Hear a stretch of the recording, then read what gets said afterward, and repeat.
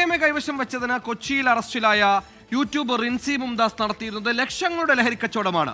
Cinema മേഖലയിലുള്ളവർക്കുൾപ്പെടെ കണ്ടെത്തിയിട്ടുണ്ട്.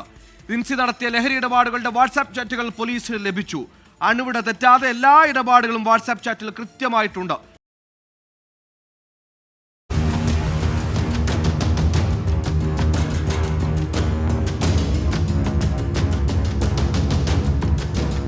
കഴിഞ്ഞ ദിവസം കൊച്ചി പാലച്ചുവടിലെ വീട്ടിൽ വെച്ചാണ് റിൻസി മുംതാസ്, യാസർ അറഫത്ത് എന്നിവരെ MDMAയുമായി പോലീസ് പിടികൂടിയത്.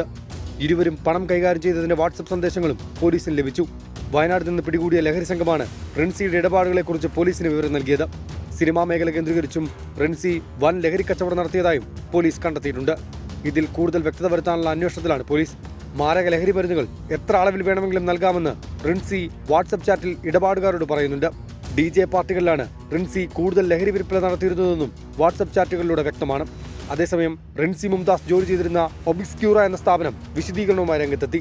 ലഹരി ഇടപാട് നടന്നത് അറിയില്ലായിരുന്നുവെന്നും അന്വേഷണത്തോട് സഹകരിക്കുമെന്നും സ്ഥാപനം വ്യക്തമാക്കി. എൻ്റെ കൂടെ വർക്ക് ചെയ്തുകൊണ്ടിരിക്കുന്ന ആൾക്കാർക്കോ കമ്പനിക്കോ യാതൊരുവിധ ബന്ധവുമില്ല. ഇപ്പോൾ വന്നുകൊണ്ടിരിക്കുന്ന ന്യൂസുകൾ കമ്പനിയാണ്, കമ്പനിയുടെ ഇതിലാണ്, കമ്പനി റെൻ്റ് ഔട്ട് എടുത്ത് കൊടുത്ത വീട്ടിൽ ഫ്ലാറ്റ്, അങ്ങനെ ഒരു സാധനമില്ല. കമ്പനി റെൻ്റ് ഔട്ട് എടുത്ത് കൊടുത്തിട്ടില്ല.